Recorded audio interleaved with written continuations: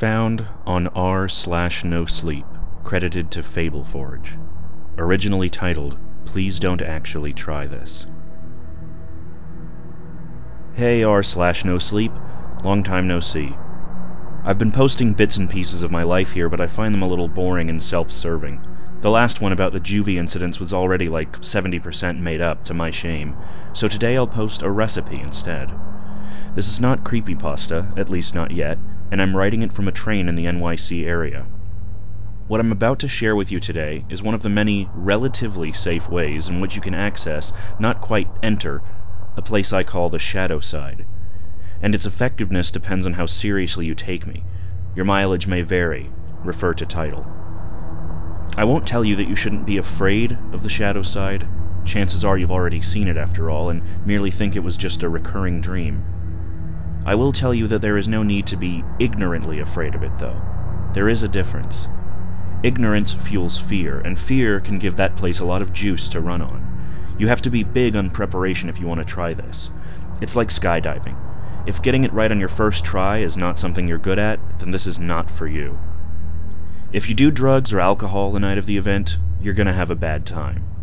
If you're going through some serious issues in your life and are not feeling mentally or spiritually stable, or if you're doing this just to escape, you're gonna have a bad time.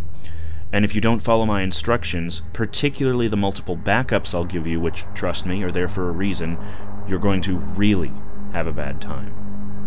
The name of this game is The Three Kings, by the way. Ingredients. A very large, empty, and quiet room, preferably without windows. If windows exist, you need to be able to cover them and ensure total darkness. Basements usually work well if they're roomy enough. A pack of candles. You'll only use one if all goes well, and a lighter. A bucket of water and a mug. A fan. 2 large mirrors, like the one on your dresser. Don't worry, they won't be harmed, or if they are, it'd be the least of your concerns. 3 chairs.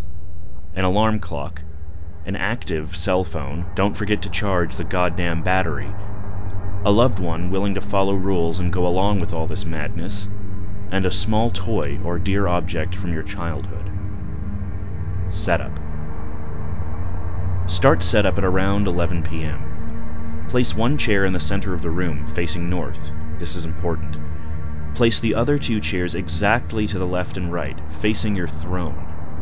The distance between your throne and that of your queen and fool should be about the length of your arm to each side, more or less. Place the 2 large mirrors on the queen and fool chairs left and right of you, facing you and each other.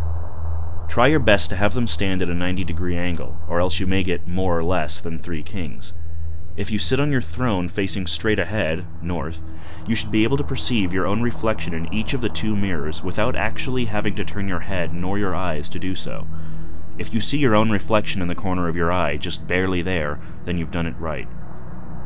Place the bucket of water and the mug in front of you, just barely out of reach.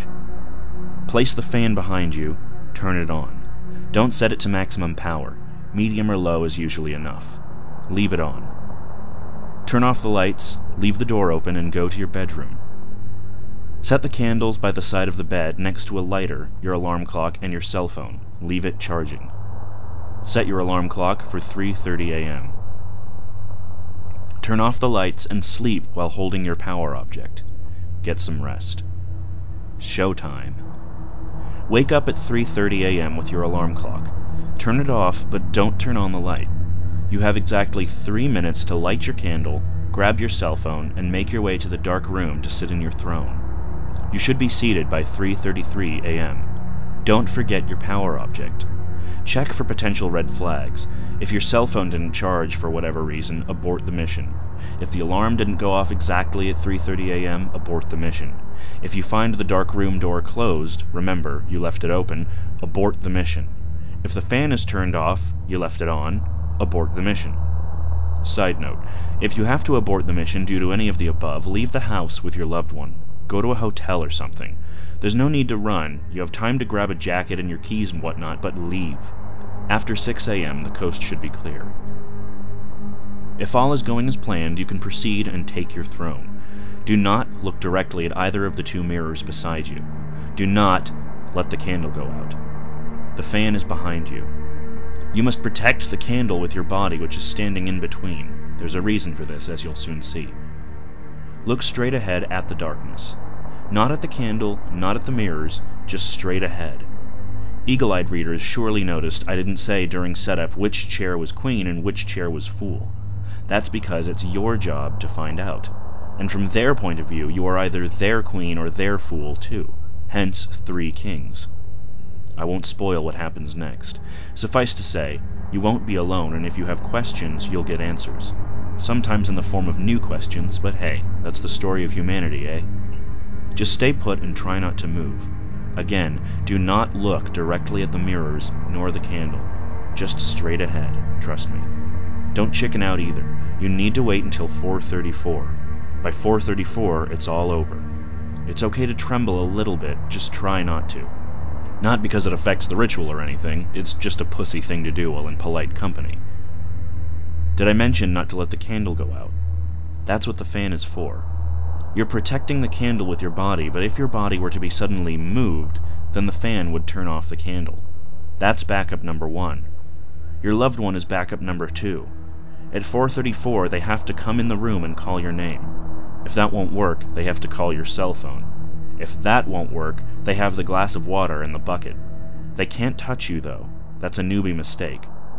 Backup number 3 is your item of power, the toy or locket or whatever object of strength you brought along for the ride.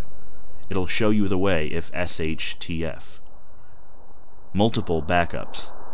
You gotta be like a Boy Scout if you do these things. If you half-ass it all the way so that it won't work. Worst you can do is take it seriously enough for it to work, and not seriously enough to be prepared for the consequences. If in doubt, refer to title.